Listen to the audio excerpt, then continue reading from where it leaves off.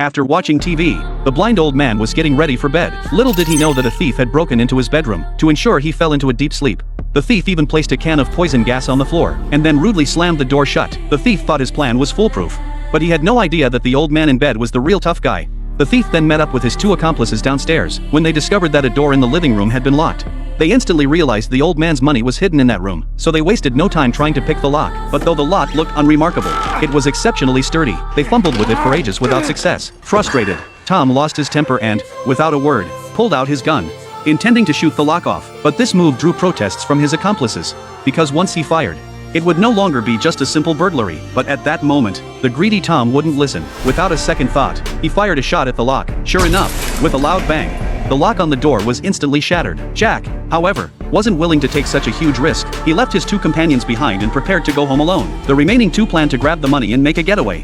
But unexpectedly, the old man suddenly walked out of the room. Who's there?